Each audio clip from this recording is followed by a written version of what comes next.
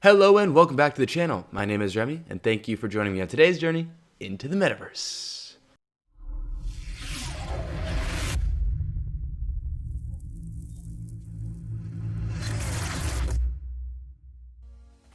Upland Genesis Week has just wrapped up and the Upland team ended it off with a bang with a community update for the roadmap and an AMA at the event.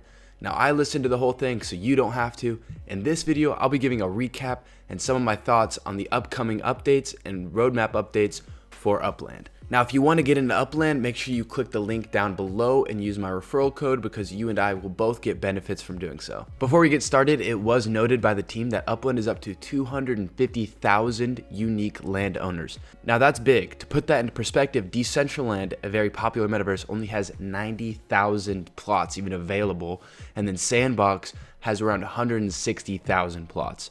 So 250,000 unique landholders, that's pretty special. First up on the update, we have cars. Now, manufacturing just started. If you go to the MV Motors address in Santa Clara, this is the only manufacturing plant in the game currently.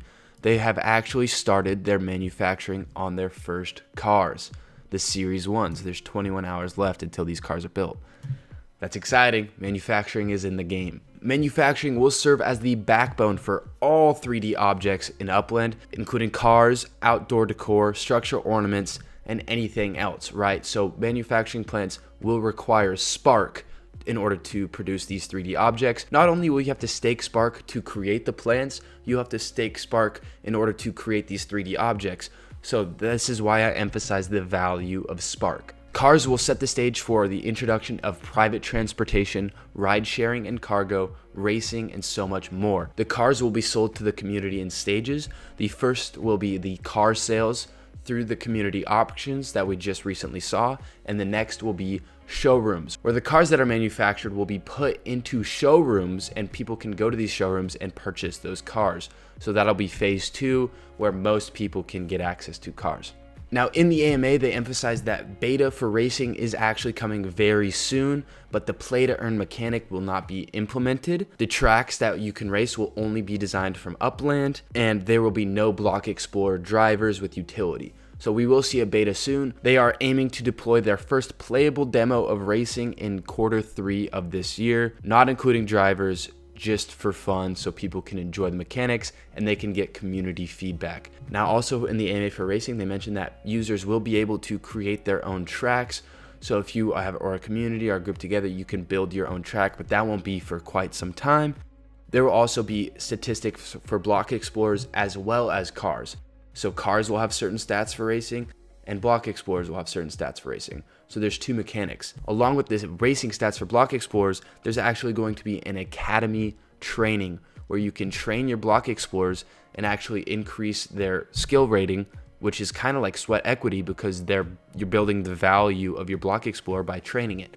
So people will be able to go in and train Block Explorers and then resell them on the secondary market. That's pretty cool. Next up, we have Meta Ventures. So outdoor decor, structure ornaments, both of those will be implemented through manufacturing. People will actually be able to create their own designs and then upload them to Upland, and Upland will, say, hey, this can be in our game. They meet all the requirements, all the specs are good. Yeah, go ahead and start manufacturing that. So people will be able to upload their own designs and manufacture them in the game and actually sell them.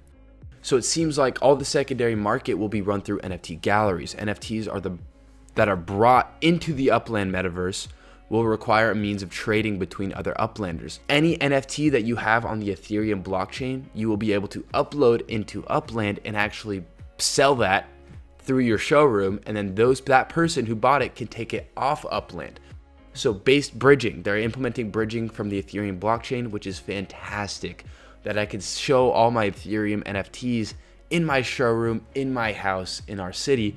So it's just gonna be fantastic. Now, on the topic of outdoor decor, during the AMA, there was a little screen grab that I stole of a beta. So this is kind of what the outdoor decor is going to look like. It looks like right here, we kind of have a hot tub with a grill.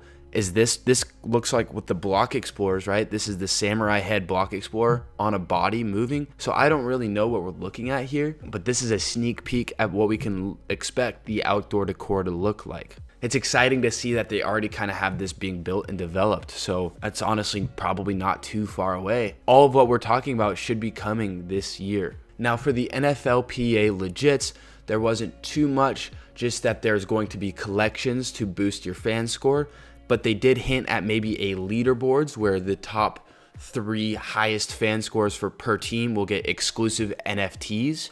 So that's pretty cool. But they also announced that soon they're going to be announcing another sports franchise. My guess it's going to be soccer because they've been doing that for quite some time. But we'll see a new sports franchise offering legits within Upland.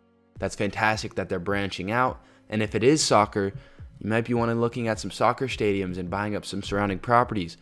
That's just speculation though. Community governance and voting mechanics. Now, obviously, you want some sort of community feedback. Sometime in Q3, players can expect to see the arrival of the first mechanics for community governance. First and foremost, players will designate a home address. Once their address is set, they will be able to earn the ability to vote on resolutions in that neighborhood, in that city, and Upland as a whole. Obviously, it scales. Initially, these resolutions will mostly be ongoing resolutions focused on the approval and disapproval of models in their respective communities. So let's say someone in your neighborhood throws up a building that's backwards and looks super ugly. Well, you can vote that they can't do that. And if the community, obviously, if it reaches a certain majority, then that person can no longer build that structure and they have to change it up.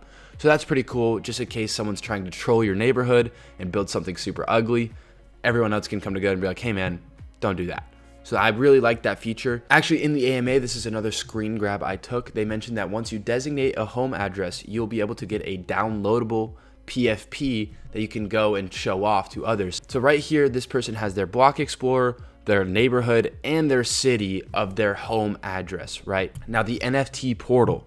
The NFT Portal I discussed a little bit, but basically they're close to deploying support for reclaims, returning NFTs to the blockchain of origin. So soon after, they'll be implementing preparations to support download flow that allows players to export their NFTs outside of Upland. Basically, they want to do this with all blockchains, but their first blockchain and top priority is the Ethereum blockchain because it's the most popular. Makes complete sense. So that's exciting. Once you're able to upload and download NFTs from Upland, that's going to be massive for the metaverse because bridging is absolutely vital. Last but certainly not least, third-party development. Now, third-party developer tools will make or break Upland because people can come on and create games, create any sorts of things they want within Upland, hosted by Upland, that, gives the economy and gives the metaverse more immersivity and more things to do so people can actually go and play to earn.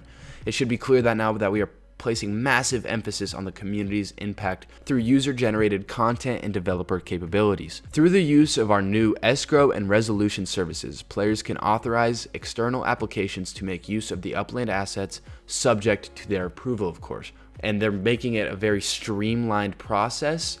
So it's kind of sandbox format where it really doesn't require too much skill to go in and develop something that you want, which is fantastic. The more user-friendly you can make it, the more people creating, obviously the bigger the metaverse. Sandbox format is what we see with Roblox and obviously Sandbox. It is the most popular format and it's absolutely vital that Upland implements it, and it seems like they are, so props. Now I know there was a lot in this update. A lot of it I don't think we'll see in Q3. I'm sure we'll see the infancy beginning stages, but I mean, we're getting racing, we're getting bridging to Ethereum, which is massive.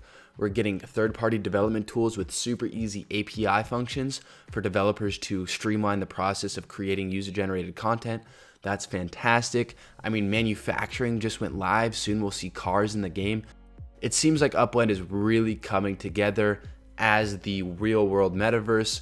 We see a lot of other metaverses linked to the real world, selling the plots of land based on the real world. But I mean, Upland, I really do think is going to trump all of the other metaverses trying to be the one of Earth. They're doing such a great job. The team is looking fantastic. And yeah, if you guys enjoyed the video, please hit that like button and subscribe. I will be doing a bunch more Upland content because I'm deeply invested into that metaverse.